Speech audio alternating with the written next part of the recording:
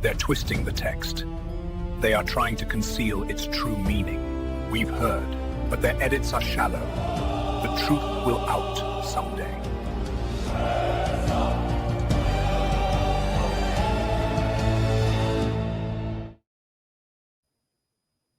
Good morning, good afternoon, good evening, wherever you are. Peace of the Lord to all of you. Shalom, assalamu alaikum, namaste. Welcome to the show. We are back with Noel, who is going to talk to us about Arabic and how the Maltese dialect of Arabic can perhaps help us understand some of the words of the Quran and also what happened some 1400 years ago. So, as always, Noel, welcome to the show. How are you doing? Hello, Cash. Hello, JC. Thank you for having me here again. I'm doing fine. I hope that you are. How are you doing? I'm doing fine. On Yeah. the last episodes that you showed us, actually that was very good. As we all know, there are so many problems with the language in the Quran. We know that there is a lot of Aramaic influences in the Quran, and you actually showed how, hey, well, there was even some Aramaic that might have made it all the way into the Iberian Peninsula. So that maybe meant that these guys were not only speaking Arabic, but they were speaking a blend between Arabic and Aramaic. So that is all very fascinating. Hopefully that will point us in the direction of understanding some new words. And I'm looking forward to see what you've got for us today. What are you going to talk to us about today? Today will be kind of the last presentation with this theme of what is Arabic. Okay, and we will conclude with this. How did Arabic develop? So we saw that there is not one Arabic, there are different Arabic varieties, and also the importance of Aramaic in the Arabic studies, and how pivotal Aramaic is in the study of Arabic, in this down to the actually that you cannot even define it. Um, and today we'll see actually how did this develop? How did Arabic emerge? So the dominant theory is this, that there was basically in blocks, right? So you've got a Semitic prehistory, then pre-Islamic Arabic, classical Arabic, and Neo-Arabic, which are basically the dialects. But however, Owens, he says, okay, but we have problems with this theory. There are isocloses, which basically are, let's say, kind of words or formations, and they are, let's say, two very far away Arabic dialects, for example, like Chad and Uzbekistan, which are very far away.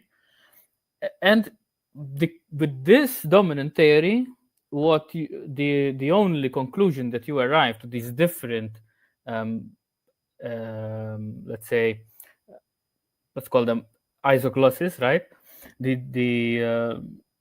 difference, the explanation that you can arrive at if you look at if you think of the linear theory, is that you have independent parallel development.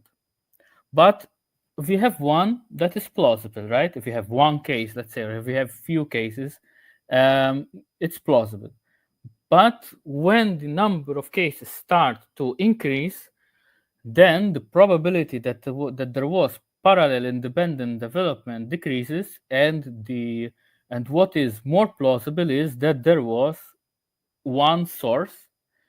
From the source, it diffused, or there was an expansion, and then these two places are relics. So what he proposes then instead is that there was a multilinear communities. This is what we talked about in the previous sessions, right? That Arabic developed not in blocks, but in different speech communities, and they are changing differently.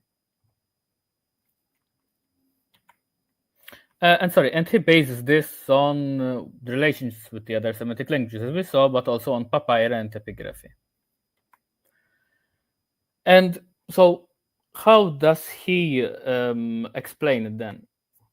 So he has this model called the diaplanar diffusion model, in which there was diaplane 1, which is the early Islamic era, 2 is Middle Aramaic, so between 100 and 700 AD, and then diaplane 3, which is prior to Middle Aramaic.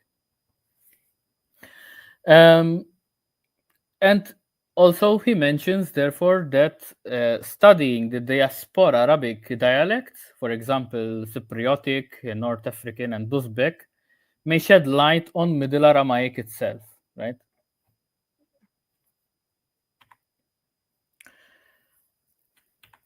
So how did classical Arabic came to be? And this was quite actually described very well by Cash, so I will just mention them briefly, right? Also mentioned described also by Owens, for example, right? So we've got classical Arabic was first described by Kitab, then and that was really the first unambiguous idea of what Arabic is, right? But then you've got the normed classical Arabic, and then you've got writings by Ibn al-Nadim in the late 10th century. And also by the late 10th century, then you've got this normed classical Arabic, which is started to be associated with the Quran and with the emerging Arabic Islamic culture. But we're talking here about late 10th century, so late 900s, let's say. Okay, 1 second. So, and that is actually the Arabic, you're saying that is the Arabic that we would find in the Quran? No, I'm saying that it is associated, people started to think that it is associated with the Quran. Because as we shall see later, they are two different varieties, classical Arabic and Quranic Arabic. You have to think of them, as also we said previously, they are two different Arabic varieties, right? It's Muslims think that classical Arabic has developed from Quranic Arabic, but that's not the case, as we shall see later today. Okay, so the reason why I'm asking is because speaking with Usama Daktok the other day, he said that the Quran mentions things like, I think it is dirhams. I think he mentioned as well something like paper bills, paper money, which it didn't really exist during the time of Muhammad. They actually appear later. And of course, one could argue that it is still in the 7th century, but it's kind of like late and later than the time of Muhammad. And that's why it makes it into the book. But it also begs the question whether those things are not really in the Quran and they're just mistranslations, or they are actually added later. So there are already like quite a few questions of that. So that's why when you say that it is associated in 10th century, I wonder if at that point they're adding the diacritical marks and they basically just confused a little bit the Arabic. They modernize it without changing the rasm. The only thing that I know is that dirham is derived from a Greek word. I don't remember. Yes, but its derivation is from Greek. So if you go into the etymology, that's the only thing that I know about drums. But it's interesting, this thing. So so why there was a need for classical Arabic then? Still unknown exactly when it developed, so it could be between the 6th to the 7th century according to Fisher, but Owens placed it more as a development between the 6th to the 10th, so 500s till 900s. That is a continuous starting the development and then until it is formulated, okay? So it's about 300 years or 400 years. Neo-Arabic was still written in specific genres by as late as the 7th century, so as late as the 600s, the period of interest to the channel. And according to Al-Jallad, this time as we're talking about from paper from Al-Jallad, the standardization is political. And his conclusion is that Quranic Arabic is not the basis of classical Arabic. So why was there a need for a classical Arabic? You've got an empire, right? And you need something to have a standard to write it so that the different Arabic varieties there must be a standard, right? This is something similar occurred in Ukraine, for example, and this was. Give me 1 second to tell you the name because I didn't write it here. Give me 1 second. Yeah, sure.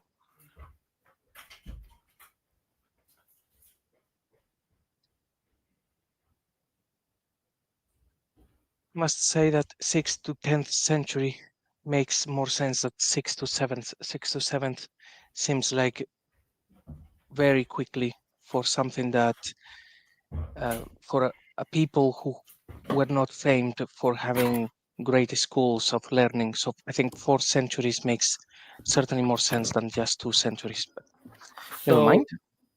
Sorry, so the name was Igor Kercha. That's the guy. I met him in Ukraine, and this information I got it from him. That's basically standard Ukraine. When Ukraine, the state of Ukraine, was formed, they took the Kiev dialect, but then they went also with the other dialects as well. And this guy is from Transcarpathia, and they took a lot of words from Transcarpathia. So it's kind of here with Arabic we can see an analogy. Okay, we can continue. Yeah, of course. Okay, sorry for for that. So, but the difference is that classical Arabic, there is quite a large disagreement on whether classical Arabic was ever spoken. Last time we saw that in the previous episode we mentioned that classical Arabic is not spoken today, but it's a contentious issue of whether classical Arabic was ever spoken, right? Okay, so that's very, very interesting. And for example, Corriente, he writes that classical Arabic, or a closely related form, is the mother of all Arabic dialects. This is kind of more like the mainstream view, right? But the new kind of let's say view is that this classical Arabic is a total invention. Okay, or maybe, for example, Brock-Kellman, it's not really a total invention, but it's invented for literary usage only.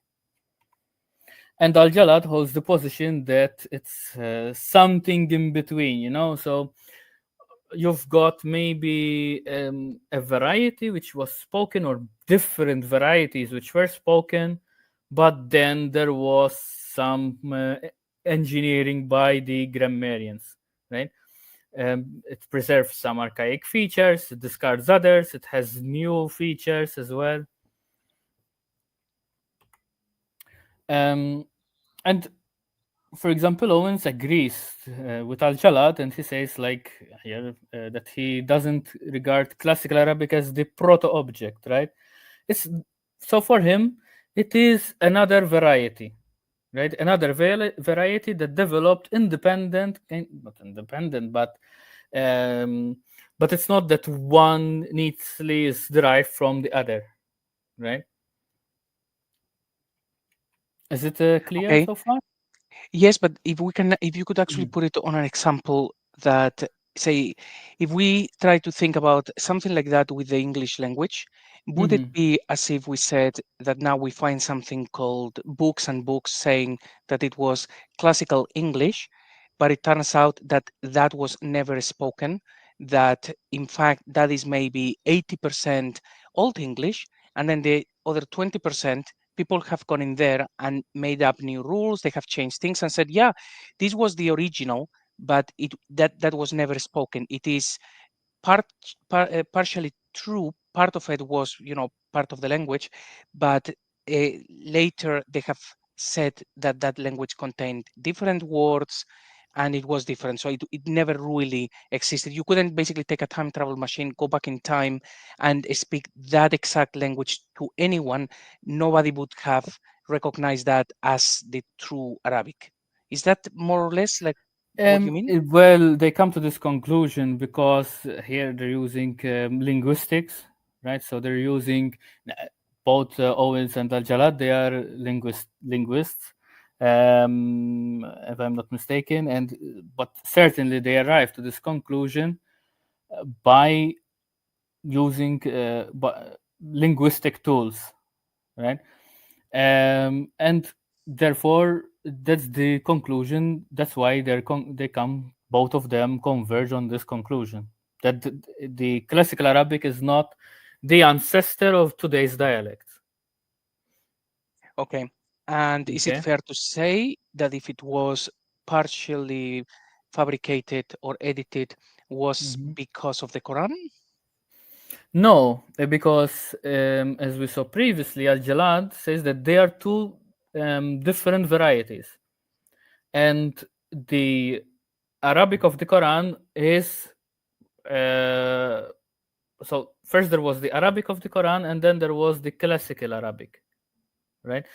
And it's not like those that invented the classical Arabic, they used the Quran as their basis. They used many different Arabic varieties, and also from other Semitic languages as well, as we shall see later on. Okay, so more as if in order to say, okay, which one was the original Arabic, and then they took from lots of sources, they took from the Quran, they took from dialects, they took from everything, and then they basically, it's like they create a dictionary and says, yeah, this was the classical Arabic, but there wasn't one place that is This spoken that is manner the at all. classical Arabic. This Right. is the classical Arabic.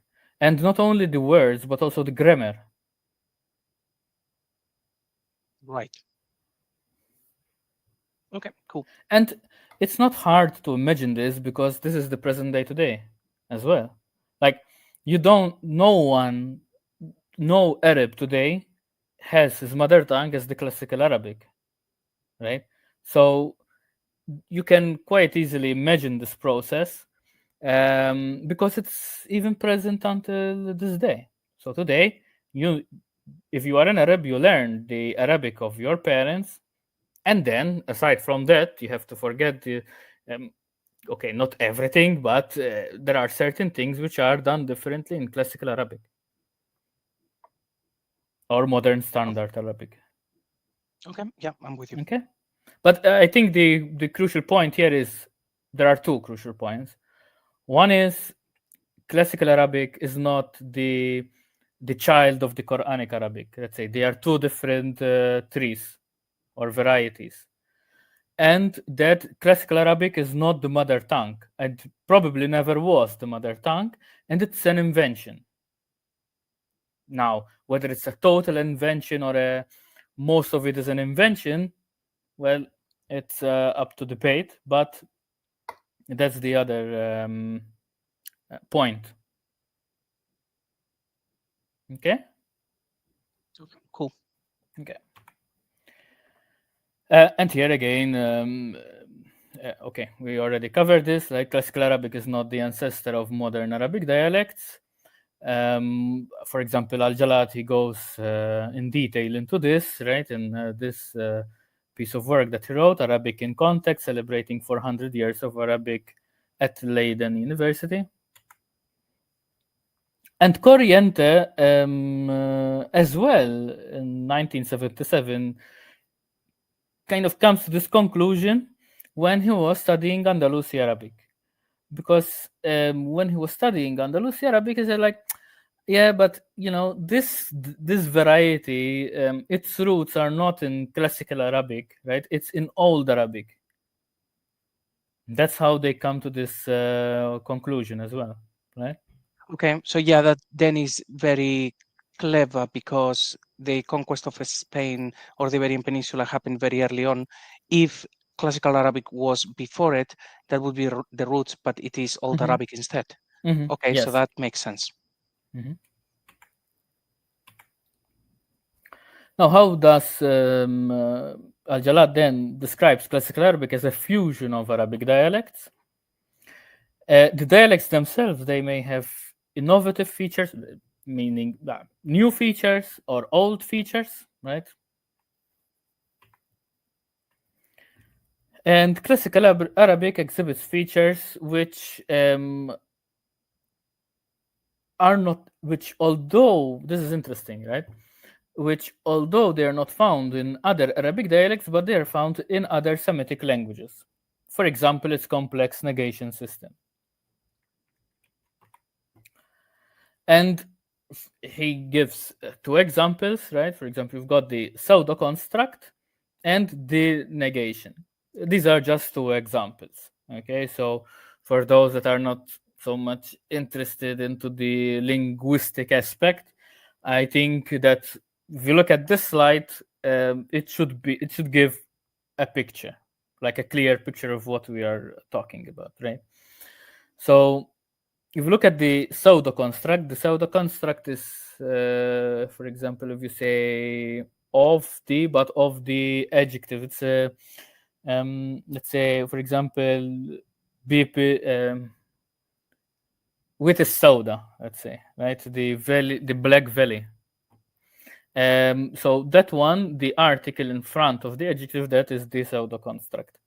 And this is found in all the Arabic dialects. It's found in other Semitic languages, but it is not found in classical Arabic. I use the pointer maybe here, right? So because I think this table is quite make things a little bit clearer, right? So not found in classical Arabic, found in Arabic dialects, and found in other Semitic languages.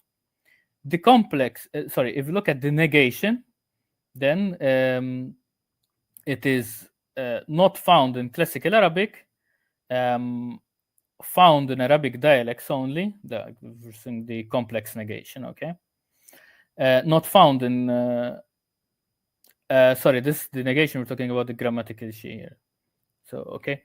It is not found in classical Arabic, found in Arabic dialects only, and not found in other Semitic languages. Okay, so what we have, the slides are actually very small. The actual place where it says pseudo construct and then grammatical. Yeah, don't look at the context, at the content of the slides, of these two slides. Okay, just look. There are two literary aspects, like pseudo constructs and negation. The pseudo construct is not found in classical Arabic, is found in the Arabic dialects and in other Semitic languages.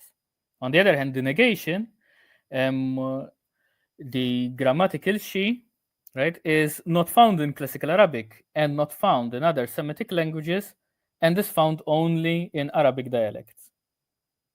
Do you see the relationship here? Interesting. Okay, great. So you've got an aspect which is found in the dialects and in other Semitic languages, right? And not found in classical Arabic. So who was, let's say, creating classical Arabic decided to do away with this.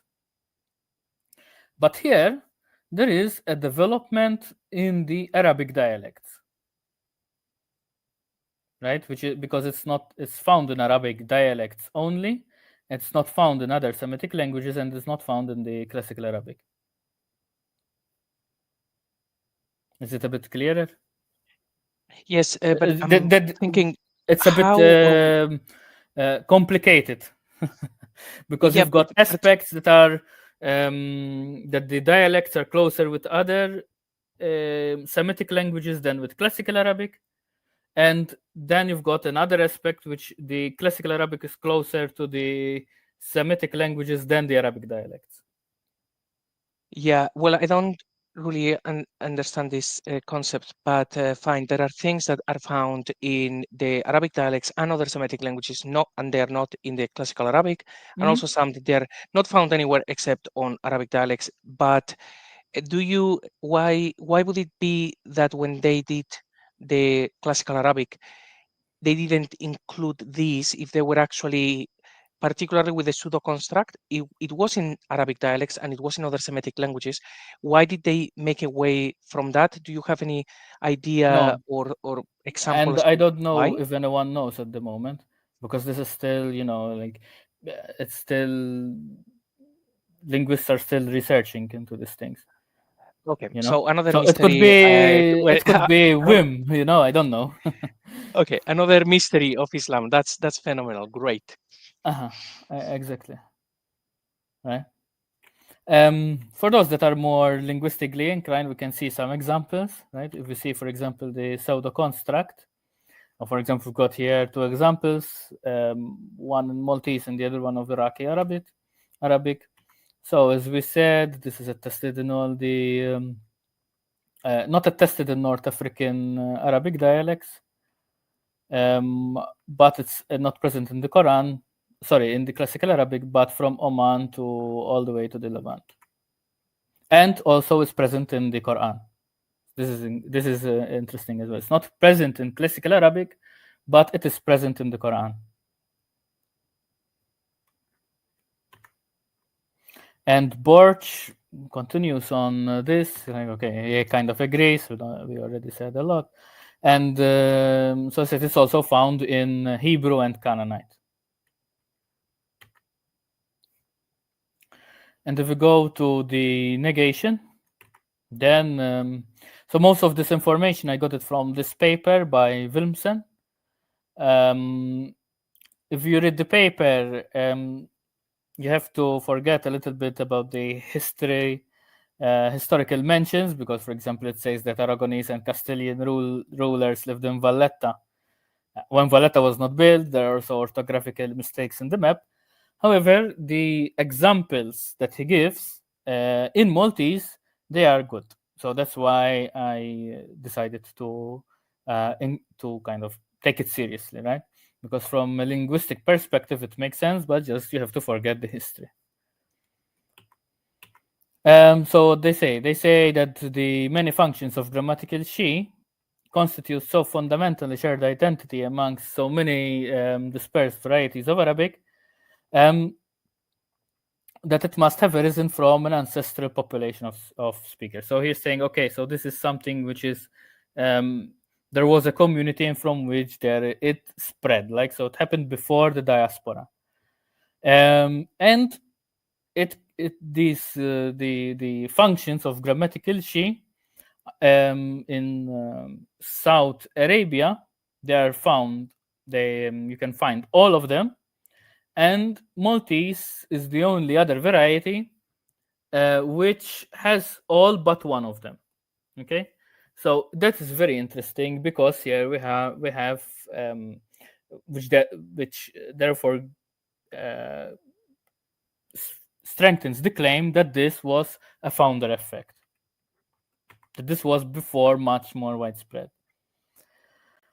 Okay, so he's saying that this we already mentioned it here, the founder effect. Okay, so it's not something that is new. It's something that probably the first speakers in Malta had this were speaking with using these functions of grammatical she as the Arabic varieties of today in this southern part of Arabia, so Yemen and Oman, basically.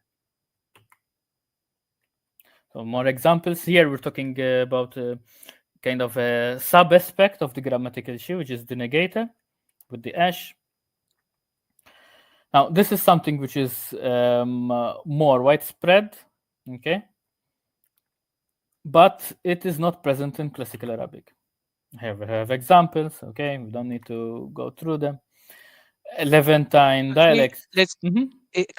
Maybe let's go back through any of the examples if you want to actually Yeah, say any sure. that are very popular, maybe with the word kitab that I can see there or something like that.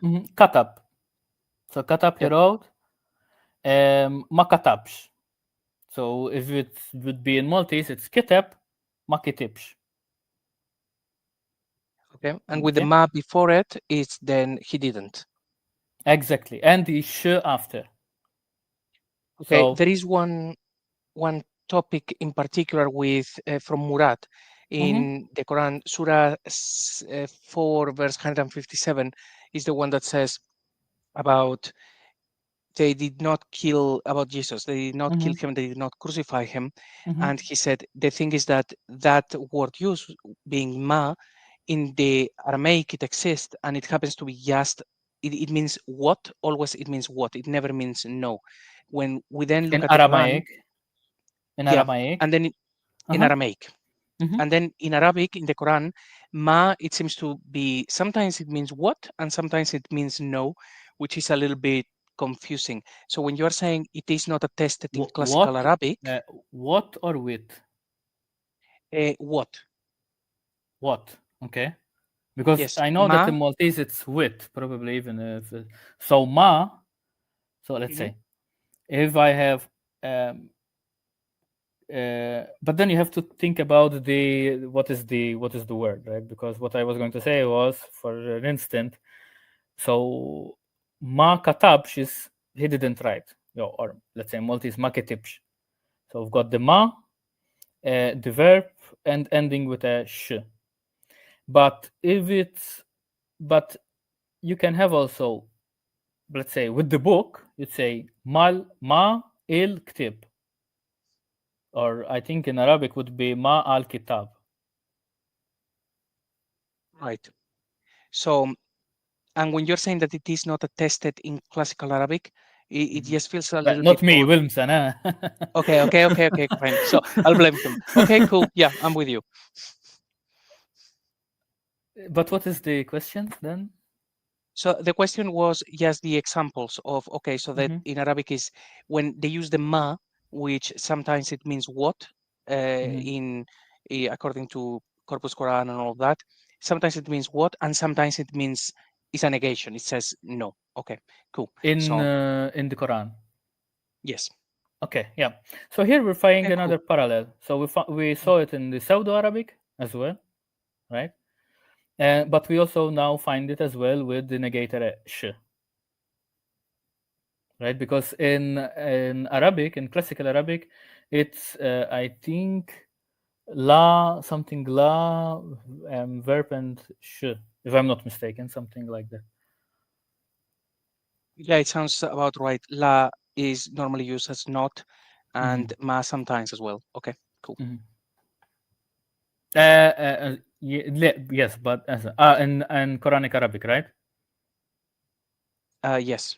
Okay. No, I'm saying in Standard Arabic, which is derived from Classical Arabic. So I think they use in theory.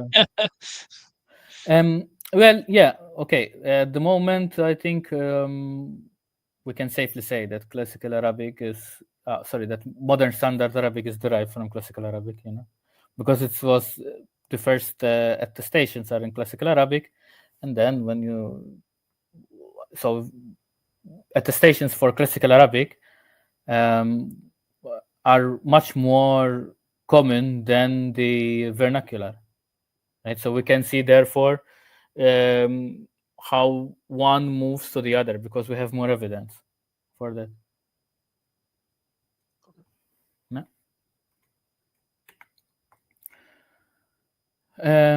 Okay, so in the Levantine dialects, they just don't use the ma, they just use the sh. So let's say if we have ma fish, they say just fish, or ma bidid, or for example ma akunsh, could be just makunsh, right? So ma andeksh, man andeksh, and even in Maltese we do this as well.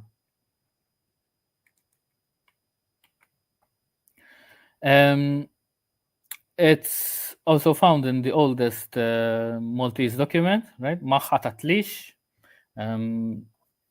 The kind of they made me no error. It's okay, so now we're going to another aspect, which is the use of shy, okay, or shane.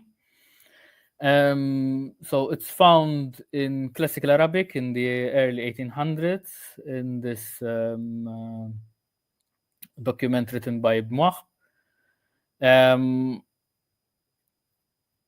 So and the first examples of negation with, it's one of the first examples that we have negations with sh. So here we have kind of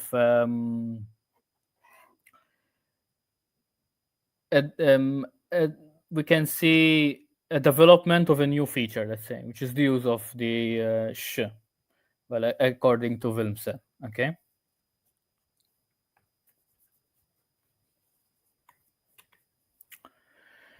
And we can also see them in the Ibero-Arab poetry. Okay, some of them are written in classical Arabic, some of them written in the vernacular. Okay, so for example, here we have la, where was it?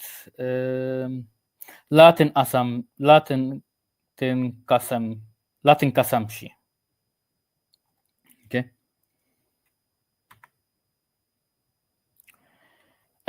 So basically, he says the shy, which is this one, affixed to the preceding word. He says that it's unusual. So here, Wilmsen is saying that it's unusual to affix the la with this one, the she.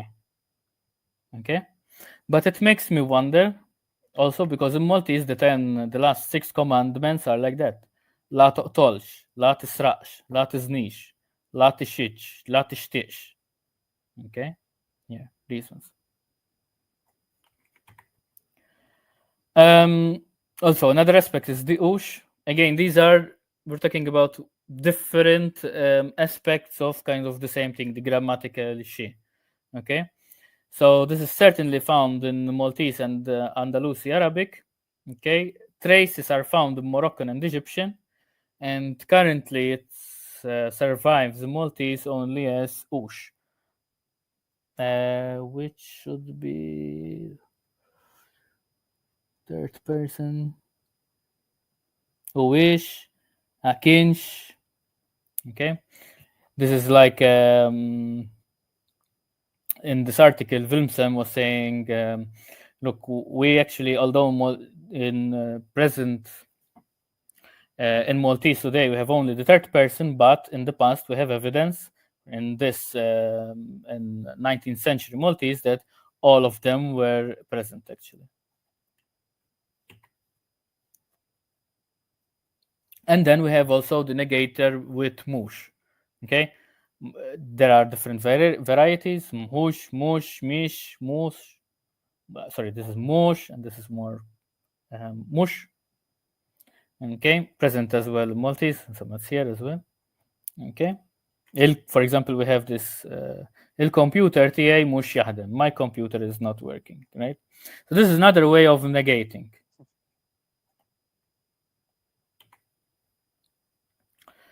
Its first attestations are written in 15th century Egyptian Arabic. Okay, other varieties are Mhush and Mahushi. However, what's the big deal about it? Well, it's present in Maltese. So if the earliest attestation is in 15th century Egyptian written, but Maltese has it, the probability is not that the Maltese were influenced by the Egyptian variety later on, but that this feature was more widespread before. Okay. Okay, so if you have it in Maltese and it is also attested in Egypt in the 15th century, that actually points at an earlier ancestor for both. Exactly. And also, it was also there. Today, it can be found as well in Tunisian and also in Libyan, right? And therefore, so what do we have? Because maybe it's starting to get a little bit confusing. So we have this negating with mush. right? It is found the earliest written document with mush is in 15th century Egyptian, but it is present in Tunisia and in Libya and in Malta. And therefore, the conclusion is that this was something which was present way before the first document that we have. So, although the document, the earliest document that we have is the 15th century, probably it's something that was present way before. And Al-Sayed and Wilmsen, then they map this particular area of negating with mush. And this is very interesting because it says, like, look, what we have is we have this area here that they're all negating in the same way. And therefore, it supports the argument made by Rezzo that Maghrebi Arabic dialects are originated from the Syrian desert. Okay, so here we have a linguistic proof, according to Al-Sayed, Wilmsen, and Rezzo, that the Arabic as spoken in this area originated from somewhere here. That's interesting that it's not from somewhere here, right? From Syria. Okay. Actually, well, on this map, just the way that you actually showed it, particularly as well because you chose the color like yellow, it actually delineates a little bit. I think it was the caliphate of the Fatimids that they were stationed pretty much in Egypt, but they control part of the Levant, basically this section that you have selected there. And I can't remember the rest of the map, but probably North Africa. So it's looking surprisingly like the Fatimids.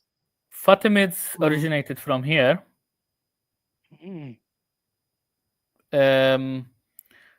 Then they had a capital, Mahdiya, somewhere here. But then they moved their capital to Cairo later. Okay. And, well, just as a side note, it was also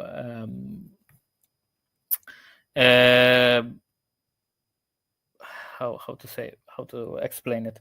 The founder was a Mahdi, right? But the founder was living in Syria. Then, but this is something which is quite interesting. I think not a lot of focus is given to it. Okay, so about what was going on in the 8th and 9th centuries, right? Because we focused a lot, as it should be, on the 7th century, right? But also there were many things that were happening that are of interest, I think, to development of Islam in not only the 7th, but also the 8th, the 9th, and in the 10th centuries as well. Okay. You've got a lot of people proclaiming to be the Mahdis, the founder of the Caliphate, of the Fatimid Caliphate being one of them, but he was certainly not the only one. Okay, and Islam is like slowly developed. Okay, so we've got Abd al-Malik, who was very important, but the Abbasids were certainly very important. Everyone is kind of a little giving his own taste to this something which is called Islam. Right, and because the empires actually changes hands, we see that actually things moved very quickly because they change. If it had been, say, the Umayyads from day one for 500 years, everything would have been simple, but they changed so quickly that probably everybody wanted to change recent history to make it all about themselves. So everything got very, very messed up. Well, I think also the messianic expectations were not only present. I think it's the evidence is quite clear that the messianic expectations were not only present in the 7th century, but they were also present later in the centuries following that. because as we shall see, as not we shall see, as for example here we've got Ibn. He started another, not a caliphate, but it was a confederation, and it's very interesting here because like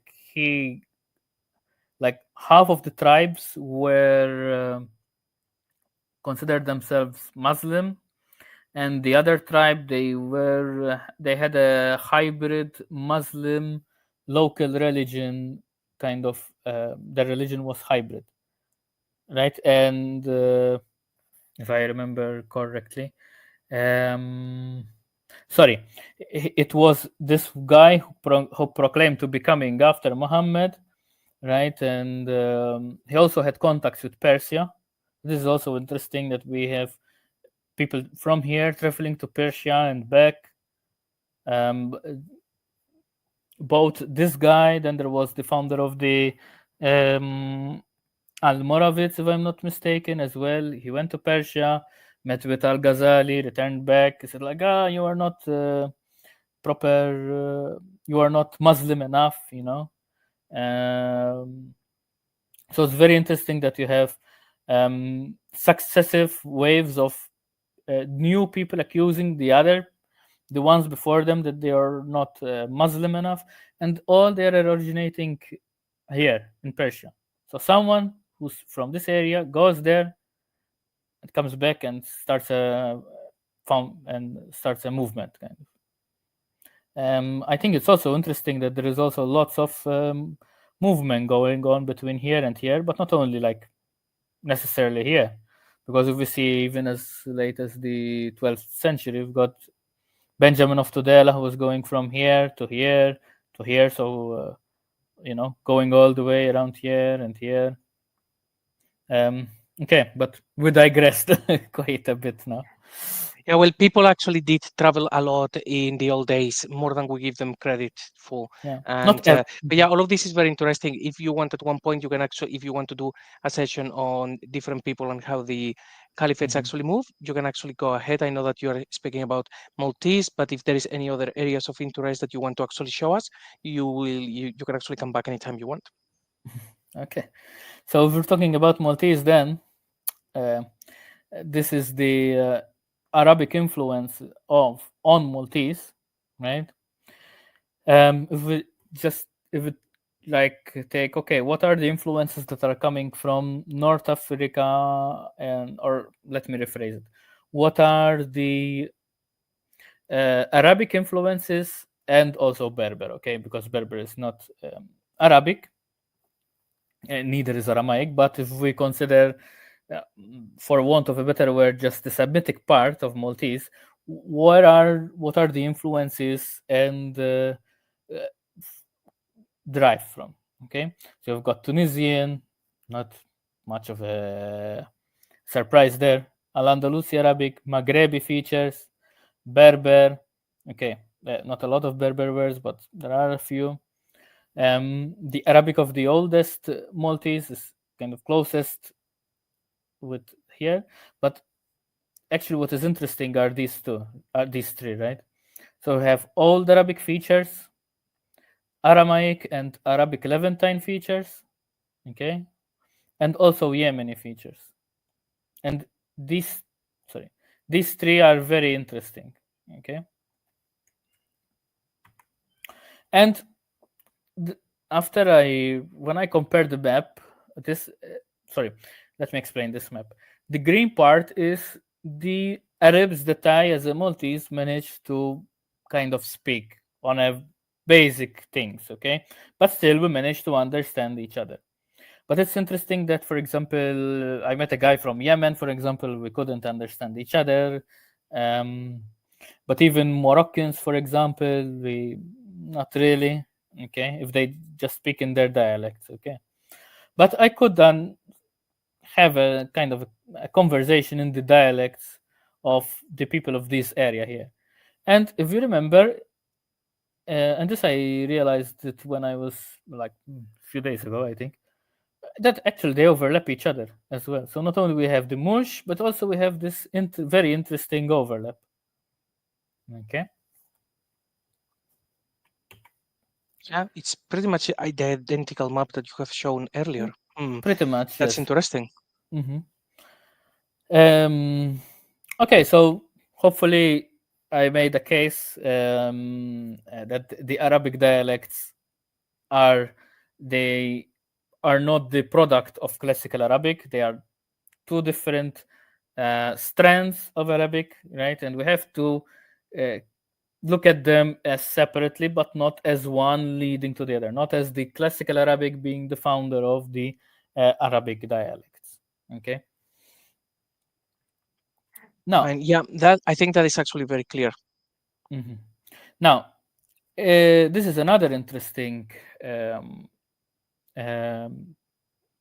feature, let's say, the dad and the za. I hope I am pronouncing them correctly in Arabic, right?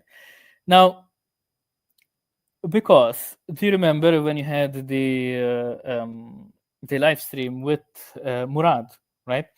And Murad said that the dad is not present in the Quran. I don't know if you remember this. Yep. Yeah. Okay. Now, Al-Jallad says actually it's not present in the pre-Hilalian Maghrebi Arabic dialects, including Maltese, right? And this is one of the things that classical Arabic innovated, and the rest of the Arabic dialects. But after the diaspora, and possibly influenced from Old Hijazi. Okay, so he's saying that look, the dad and the za is something, or I think it's more properly to pronounce it as tha, I think something like that. Okay, that these are classical innovations of classical Arabic, and these innovations probably hail back to Old Hijazi.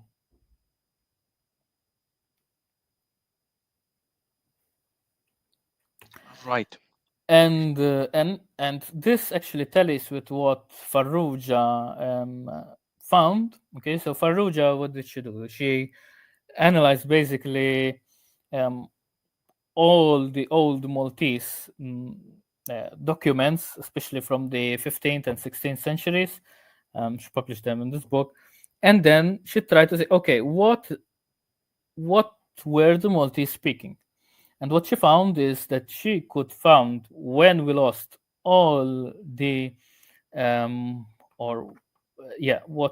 when we lost the Arabic sounds, and she could map them on a timeline. Okay, but she didn't find evidence of the dad, the sad, the I think tha and tha. This is how to pronounce them, if I'm not mistaken. These two, tha and tha. Okay, and these two, the dad and the tha, therefore they tally with what Al-Jallad writes in this paper, right? That these were not present in pre-Hilalian Maghrebi Arabic dialects. And if we remember from some slides back, then we see that actually we can make a reconstruction here, right? So let's try to make a reconstruction. We've got the grammatical she, which is spoken there and there, right? In Malta and in the South Arabian Peninsula. We have the interrogative sh, which is present basically there. Okay. We have to keep in mind that here it's not like so. Arabic is not that spoken. The Arabic here is everyone is speaking Arabic dialects. Here, what we have actually are diaspora. Do you remember the Sprachen? Okay, so these are the little islands of speech communities that speak Arabic, right? The Tajiki and Uzbeki Arabic. Right. So what we have, and here we're trying. So we have this. We have like two poles of Arabic, right? We have the southern, which is not really that much influenced by Arabic, and then we have the northern. Okay, and they all then originated from somewhere. So there was an originator, split in two. Okay, we'll take the northern part, and that is Old Arabic, spoken in Syria, or maybe, as Al-Jallad explains, in a similar but yet unknown Arabic variety. Okay, here we are at the early conquest. Okay, still with Aramaic influence, according to Owens. Okay, and therefore we've got the development of pre-Hilalian Maghrebi Arabic without the pronunciation of the dad and the za, right? And here classical Arabic has not yet been developed. Okay, this is quite. So when the so here from just analyzing linguistics, okay, the conclusion is this. At this point, we have a people that have certain features which don't agree with classical Arabic, and they're also have quite influenced by Aramaic, and their Arabic is something that is more akin to the Arabic of this part as well. Okay, so they have some features there. Okay, then what happened? Of course, we've got the Neo-Arabic, the Arabic dialects, Quranic Arabic. Okay, at some point, okay, someone started to write Quranic Arabic, and Classical Arabic. Okay, so this is something that I'm, from what we said, I'm trying to make something logical out of this. Okay, possibly all Hijazi influence, because we have the Dad and the Dad and the Sad. Okay. Of course, Classical Arabic then influenced the other Arabic varieties. Okay. And with that, in the mid 11th century, we've got the re-Arabization of North Africa by the Hilali invasions. Okay, and then the pre-Hilali Maghrebi Arabic then becomes the post-Hilali Maghrebi Arabic. Okay, and this is kind of what I tried to make sense of all this. Thinking back, maybe this Quranic Arabic, because here we have the early conquest, right? Maybe this should have been further back, but certainly these two, I think the relationship are quite there. The problem is that we don't know actually when was Quranic, when was the, we assume that it's written in the 7th century, but we don't have material from the 7th century. So maybe the proto-Quran was here, and then slowly it emerged here. So I don't know. Tell me what you think in the comments section. Yeah, that would be great. Is this the last slide for today? Penultimate. Okay, because then we can actually have a conversation. This is actually very good. When you're saying actually early conquest period, so that would be basically still the Umayyads? Umayyads and also the Abbasids, actually, yes. Okay, so we are because Spain was conquered, century. if I'm not mistaken. No, Spain was conquered by the Umayyads. So yes, the Umayyads. Okay, so then the Abbasids take over. They always give the date as the 750, although of course their influence had started a long time before that, until they actually gained power and they started doing things. So okay, so you are actually dividing this as well in a way. Okay, so we have Umayyads and things happen during the Umayyads, and then Abbasids, and they change the game. What is, I think, the first thing that of course we have to point out is the elephant in the room. of the where is the Hijaz and all of this? You know? Where is the sin?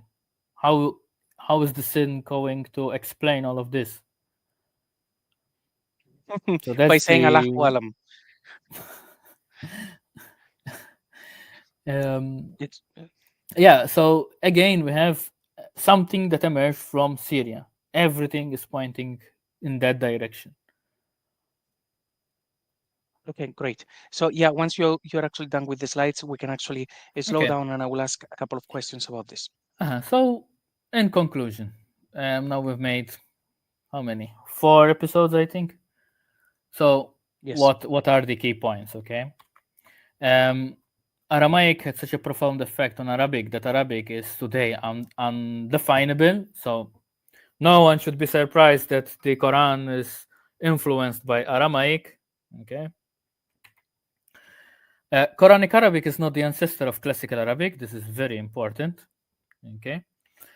And that classical Arabic emerged after the Islamic conquest. And therefore, it should not be also surprising that the dialectical Arabic is not descended from classical Arabic.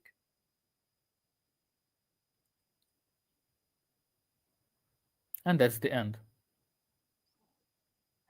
Okay. So very interesting. So a couple of questions.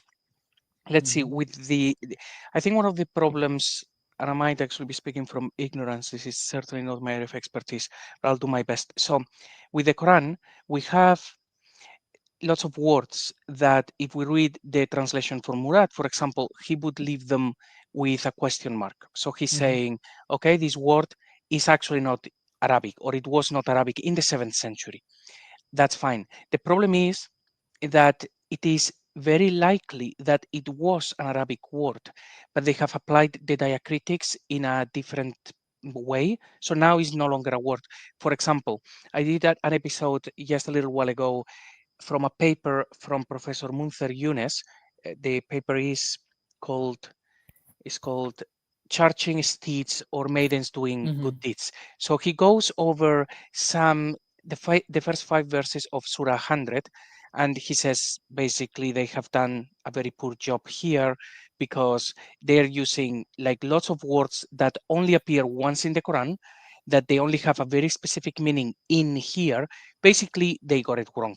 And when we check with Murad translation, we see that Murad actually left question marks. So he's also confirming these words are not Arabic. But then Munther Younes just changes the diacritics ever so slightly, and lo and behold, now it's Arabic. It's an Arabic word, and everybody would understand it. So I think lots of the problems that we have with the Quran is that Mhm. we may see words that they are actually not attested in the 7th century, but it's simply because they have put the diacritics in the wrong places.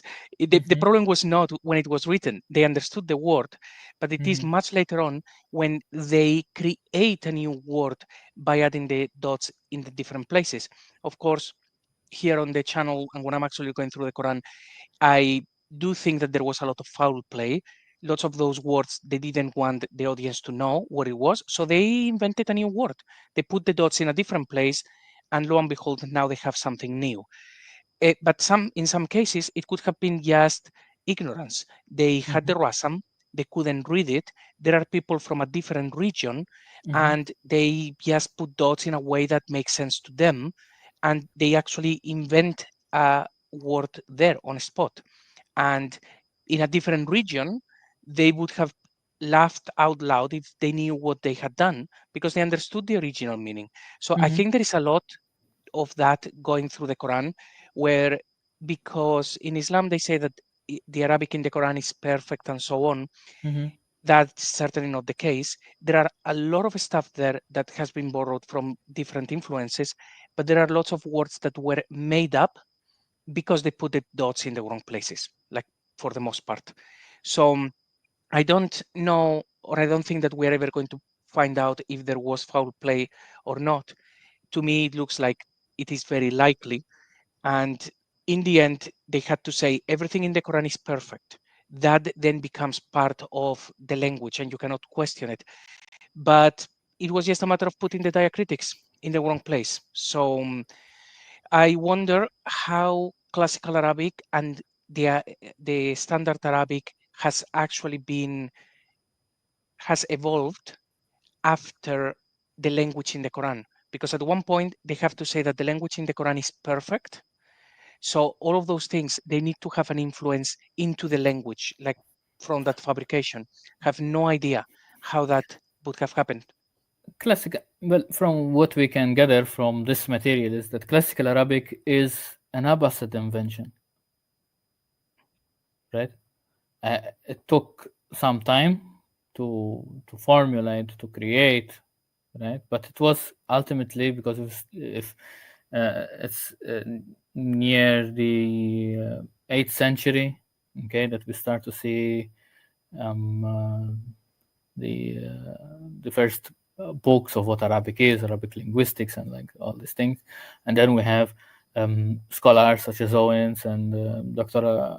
And Al-Jallad, that are saying, look, there is a lot of grammatical engineering in classical Arabic.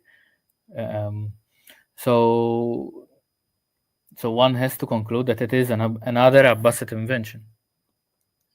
Right. And I suppose the one thing, would it be fair to say that in order for classical Arabic to be, say, put to paper at the very least, they need to have had already the diacritical marks and vocalization, maybe? Or because they couldn't have done it with Rasam only, it would have been very confusing. Would you agree?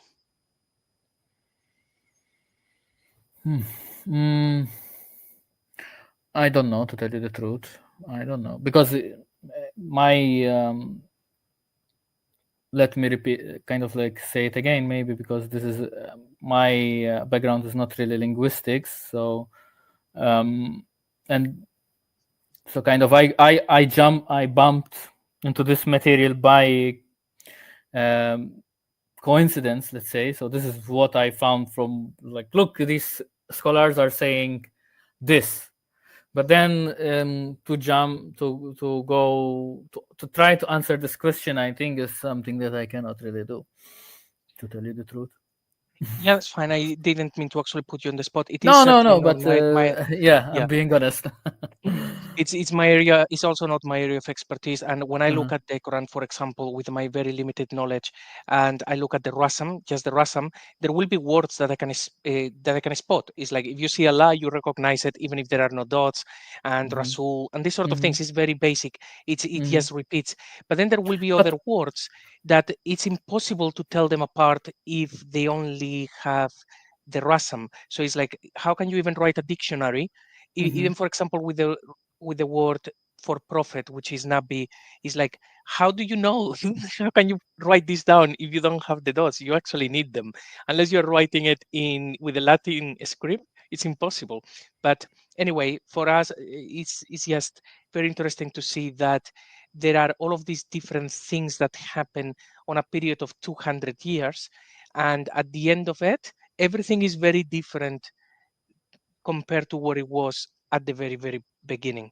So I think hopefully these things will really help people join some dots. And if you guys watching have any other comments to make with that map, the maps actually I found it very useful. I like maps to show how things would have been moving from east to west, influencing everything that it touches.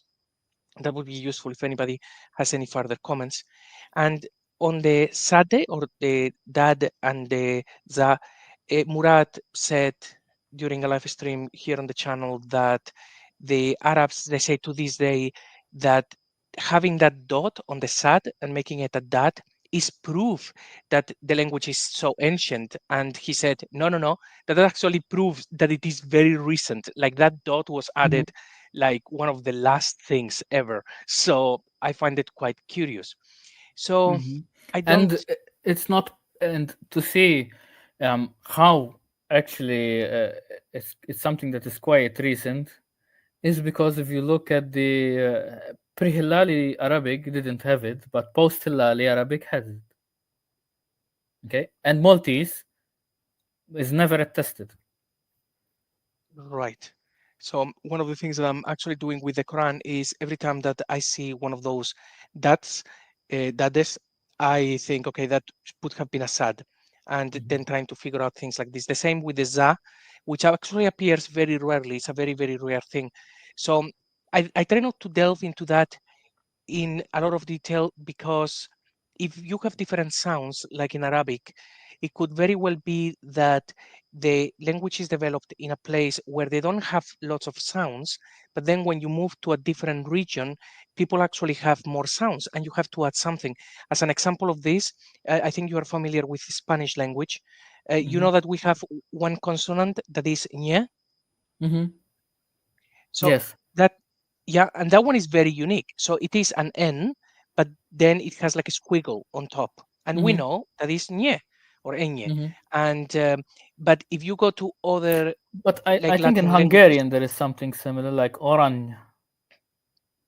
yeah, but that sound is not unique to Spanish. So they have it in Portuguese, they have it Mm-hmm. in, I think, in Italian, but they write it differently. They would have, Okay, I I don't know, for understand this. example, an N and an I together, it's pronounced like that, or something like this. So Mm-hmm. I wouldn't put it past them that they have in one region, they have different sounds than in another. And then when they are moving to that place, they just need to add something in order to be able to pronounce something properly that it was not necessary in the other region. So that I would still, I wouldn't jump to the conclusions as I very often do and say, okay, it's all just a fabrication. I would say maybe it was a fabrication and maybe it was an actual reason to do with the region. And maybe maps like the ones that you have shown will help us understand where the main Mm-hmm. influences came Mm-hmm. from and so on. But in any case, I Mm-hmm. found this actually very useful, particularly the maps. I like maps, so please Mm-hmm. do add as many maps as possible going forward. um, I think your actually your point that the words which Murat put as question mark because they're not Arabic, it's and actually, well, we shouldn't assume that they are that, that they are from other languages. It could have been an Arabic variety that we don't have information about. So that's, I think, is something that we that is could be overlooked and shouldn't. I Yeah, think it's a very actually, I good think point. that is a very, very good point. The Munther Younes is doing a similar work than Christoph Luxemburg, for example. When there is something wrong, he tries to figure it out. But Christoph Luxemburg would go to the Syriac, and Munther Younes say, okay, but what if it is still Arabic and is old Arabic? And that's Mhm, how he tries, which I found it wonderful, because like this, mhm. we're not going only in one direction, but we are Yeah, covering all bases. And his paper about that surah, I think it is phenomenal, and he probably is very directionally correct. So I think you are right. Maybe we shouldn't conclude that if a particular word was not there in the 7th century, is because foul play or because of Aramaic. Maybe it was Arabic. We don't have the records, but or maybe the diacritics are in the wrong place and the word is an archaic word or something like that. I want just to Good point. point out something. 7th century. How do you come to the conclusion of the 7th century? I think it's what Murad did was he looked to the dictionary, right? If I'm not mistaken, he went to Lisan al Arab. So, but that's something that is developed from classical Arabic, if I'm not mistaken, right? So it's not 7th century, but it's 8th century at best. Yeah, basically, yeah, the So, closest that we actually so get. this is Mhm. just maybe a little point that I wanted to make about your comment. Yeah, and and I don't know. Hopefully, one day I will have the opportunity to speak with Murat and ask him in detail, like what is it, like exactly what process actually he followed. Because of course we got the final product, and but anyway, actually the process is his. I wouldn't understand it at all. So, but it would be good to actually have But an understanding of where he actually checked. I know that he checked as well Mhm, Hebrew and Aramaic to try to understand some words, mhm. and to see if the meaning that he found in these lectionaries from the 8th or 9th century actually match other Semitic languages. So he did quite a lot of cross-referencing already, and I can actually vouch for his work is really good to particularly finding problems with the Quran. So. But he explains his methodology or he has explained his methodology in various videos. So we've got the concordance, then English dictionary, Arabic dictionary, but okay, he may have read the other sources as you have explained, but my interpretation of what he said is that actually they did not feature in his product, right, in his translation, because that's the whole point, to have an Arabic. Yeah. We will see actually what he comes up with next. It will with be the next one, yes. Yeah, like what other things he would take into account, if maybe he will look at different readings so that he doesn't look just at the Hafs version or what else. But anyway, his very first attempt was really, really, really good.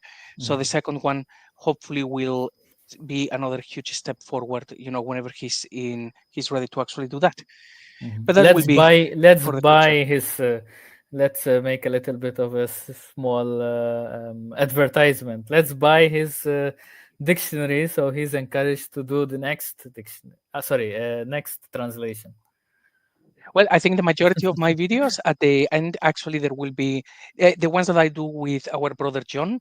They all have at the bottom, like they think about Murad, like where to find his copy, and we're actually using his copy a lot. So I really hope that people will buy his copy, use it for research, and then set him in a position to work on a new version quite soon. But we will see. So great. Okay. Noel, this has been phenomenal as always. I am really looking forward to the next things that you will actually be showing us, hopefully very soon. And and I think we're ready to actually close the shop for today. Would you like to say any words to people watching? Thank you. Have a great day, and comment in the sections. Great. Thank you, Noel. It's been a pleasure. And everyone at home, thank you very much for watching. Any comments that you have, please leave them on the comment section below so that Noel can actually pick them up and respond. And hopefully click on the like button and notifications button so that you are notified when we're going live again to continue with this conversation and seeing how we can actually use the dialect of Maltese and the knowledge of the history of what happened in North Africa and then all the way into Malta to try to understand a little bit more the Quran and figure out what happened some 1400 years ago. So thank you all for watching. We will see you all soon. God bless you all. Bye-bye. There is only one Quran, right? Every Quran in the world is the same. That's what you've been told. You have been told a lie!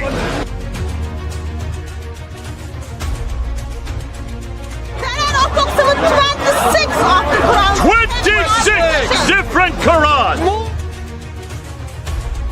There are 0 Dawa guys apparently left on the planet who are willing to defend Muhammad in a debate. Everybody can go and read it. This is a book full of mistakes in Arabic, in the grammar, in the spelling, in the pronunciation. Whoever wrote the Quran made an error because they didn't quite understand what was written in the 7th century in the Torah and the Injil. Stay away from these translations. They are propaganda. We know that stories about Muhammad were made up on an industrial scale. What in the world is this Injil?